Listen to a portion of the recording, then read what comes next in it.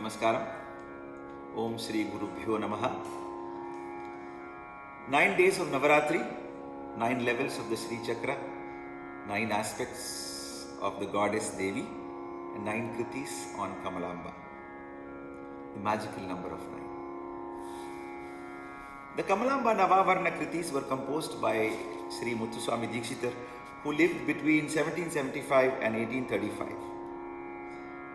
While traditionally we call them the Navavarna kritis, implying that there are 9 of them, the series actually consists of 11 compositions, including a Dhyana kriti in the beginning and a Mangala kriti at the end. These kritis are dedicated to goddess Kamalambika, who resides in the Tyagaraja temple of Tiruvarur. The Murti, the idol of the goddess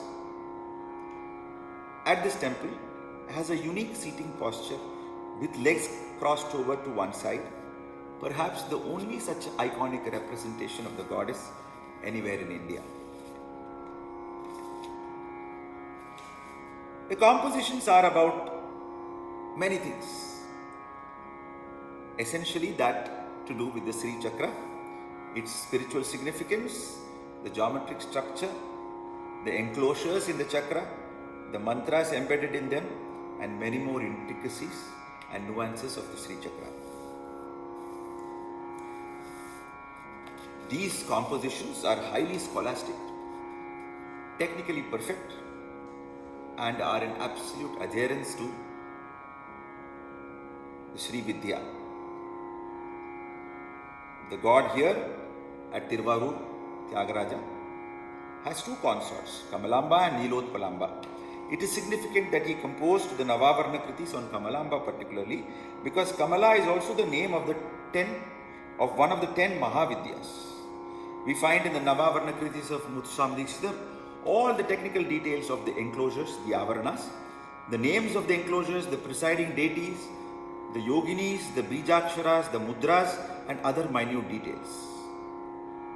There are musicians who sometimes preface these 11 compositions with one in Gaula Raga on Ganapati, Sri Maha Ganapati Ravatumam, and a song, a kriti on Subramanya, Bala Subramanyam Bhajeham in Suriti, so as to make it a complete family affair, Shiva, Shakti, Ganapati and Subramanya. Goes without saying that in addition to the literary structure and absolute excellence of poetry, the musical excellence, the raga bhava, the selection of ragas and talas, in every aspect, it is Muthuswami Dikshitar's absolutely perfect sense of logic, order, symmetry and structure that governs these 11 compositions. The 5 major ragas that we consider to be the pillars of Carnatic music, namely Todi, Bhairavi, Kalyani, Kamboji and Shankarabharanam, find a representation here. The other ragas, Ahiri, Shri, Ananda Bhairavi, Purnagavarali, Sahana, are ragas which would have been very significant during Dikshitar's time, but not necessarily as significant as the big 5 ragas that I just mentioned. Like I said, and in all these compositions, the magnificence and the portrayal of the raga is something which is exceptionally significant. My guru, Professor S.R. Janakiraman, always says, Tyagaraja caught the raga, Dikshitar taught the raga. So these 11 kritis contain a crystallized, pure depiction and delineation of the ragas. Each raga shines in its glory, and the fascinating ways in which Dikshitar covers the Pallavi, the Anupallavi, the Charana, the longest Charanas. The Charanas are where the raga comes into full bloom, and the Madhyama Kala sections, Sahitya sections. All of them paint a very complete picture of the raga. So in a sense, in addition to so many aspects that it contains, it also contains the essence of the raga. If you learn the compositions well under a good guru, rest assured that your knowledge of these ragas goes to a totally different level. The 9 compositions are composed in the 8 declensions of the proper noun Kamalamba or Kamalambika. The 9th Kriti, which employs all the vibhaktis. Vibhaktis means declensions of the noun. Sanskrit language employs 8 cases, vibhaktis, for the declension of a noun, namely the nominative, accusative, instrumental, dative, ablative, genitive, locative and vocative. The first Dhyana Kriti and the last composition, Mangalam, are in the Sambodhana, the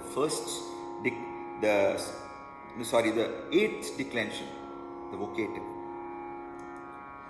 The central 9 compositions on the 9 enclosures are in the 8 declensions, and the 9th one in Ahiri contains all the declensions.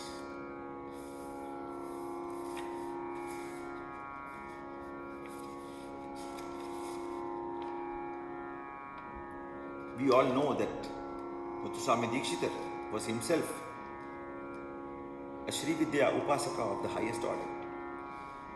His Upasana and fascination with Sri Chakra finds fullest manifestation in the Kamalamba Navavarnas, where Kamalambika is the resident of Kamala Nagara. Kamala Nagara being a metaphor for both Tiruvarur, the physical location, as well as the place and the location of the Sri Chakra itself, with its 3-dimensional structure resembling a lotus. Traveling through these Navavarna Kritis, the journey, a magnificent, spiritually elevating journey, and in this case also a musically elevating journey, is like passing through a series of discoveries. As each Avarana unfolds and reveals its significances and secrets, it's like a puzzle that takes us to the core, the Bindu, where that space contains everything and yet nothing, where you put yourself in a direct touch and you get the grace of the goddess. Once the veil of language Sahitya is lifted, this journey through the Avaranas takes you in steps through the mastery of Raga, Tala and Sahitya. The Dhyana Kriti, the first composition, is set in Raga Todi and in Rupaka Tala. It is in the Sambodhana Vibhakti, the vocative. This Kriti doesn't carry a Raga Mudra. While on the subject of Raga Mudra, we see that in all the Kritis, in all the 11 Kritis, the signature of Muthuswami Dikshitar, that of the Mudra, the signature Mudra of Guru Guha, is there in all the 11 compositions. But the Raga Mudra is not there in the first one. The Raga Mudra is incorporated in the others as Slesha, double meaning in most of these compositions. The Dhyana Kriti, like I said, doesn't have one. The Kritis in Ananda Bhairavi, the first Avarana, and Shankaravarnam, the third Avarana, have only partial Raga Mudra. The Kamboji, Sahana and Ahiri compositions have disguised Raga Mudra. All other Kritis have proper Raga Mudra.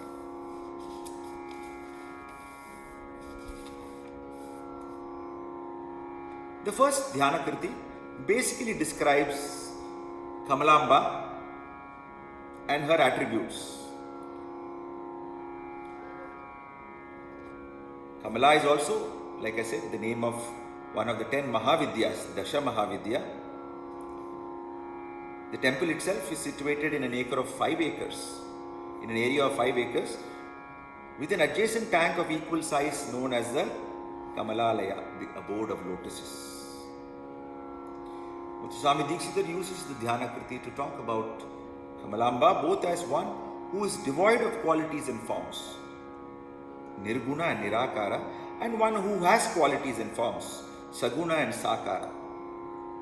He uses the word Kamala many times to highlight her abode as Kamalalaya, her feet as lotus feet, Kamalapade, her being worshipped by Brahma and the other gods as Kamalasanadi Pujita. Dixit also addresses her as one who enjoys music and one who bestows the best qualities of poetry on those who sing her praise. Sangeeta Rasike Sukha Vitva Pradayike, suggesting that he acknowledges the blessing of his musicality and poetic accomplishment due to her blessings. He also describes her as the embodiment of all letters, Akachata Tapadi Varne. Another significant description in this composition is of her sitting posture as Vinoda Charane, enchanting feet. Todi's raga, which generally reflects both compassion and majesty, and Dikshita begins the composition in the Uttaranga, in the upper part of the octave on Nishada and Shadja, indicative of the invocative nature of the song. Kamala Ambike Ashrita Kalpa Latike Chandi Ke Kamaniyarunam Shuke Karavidrita Shuke Mamava Kamala Ambike Jagadambike. The word Jagadambike doesn't exist in the original lyric, but many great masters, many schools of the Dikshita tradition include that as part of the composition. In the Charana, which essentially is a hallmark of Dikshita's compositions, the Charanas are long, they contain a lot of the meaning that he wants to convey, the attributes that he wants to convey of the goddess and of the Sri Chakra. In the Charana, it begins by, like I said, Sangeeta Rasike as an attribute of the goddess. Sakala Loka Naike Sangeeta Rasike Sukhavitva Pradayike Sundari Gatamayike. And the Raga Mudra comes in the Madhyamakala Sahitya of the Charana. Sakale Guru Guha Karane Sada Shivanta Karane Akachata Tapadi Varne Adhandai Karasapurne Kamala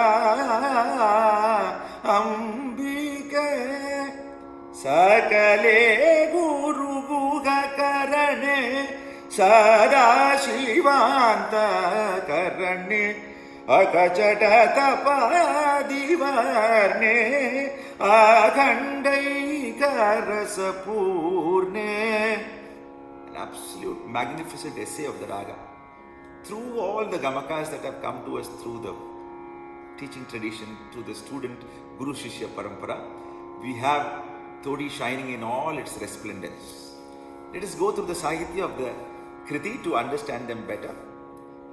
Kamalambike, O goddess Kamalambika, Ashrita Kalpalatike, who gives refuge to all who seek. Like a Kalpaka creeper she is, who grants boons. Chandike, the fierce one of the 10 aspects of Shakti. Kamaniya Runam Shuke, wearing the attractive red robes. Karavidrita Shuke, holding the parrot in the hand. Mahamava, protect me. Kamalasanadi Pujita Kamalapade, whose lotus feet are worshipped by none other than Brahma and other gods. Bahuvarade, showering plenty of boons. Kamalalaya Tirtha Vaibhave, one who is the glory of the tank Kamalalaya. Karunarnave, ocean of mercy. Shive, auspicious one. Sakala Lokanayike, Sangeeta Rasike, Sukavitva Pradayike, Sundari Gatamayike, ruler of all the worlds, who delights in music, who grants the poetic genius, O beautiful one who helps transcend illusion. Vikalebhara Mukti Dana Nipune, who is adept and expert at granting salvation. Agaharane, who dispels all papa.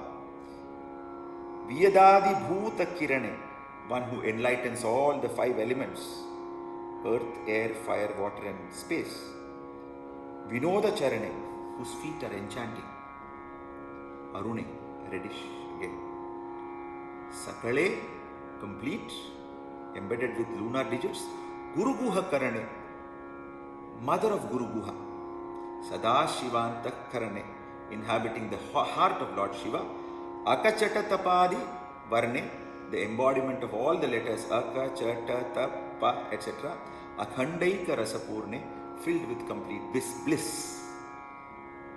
So, this is the introduction as we go into the 9 enclosures, the Navavarana. Listen to this magnificent composition and enjoy this rendition now.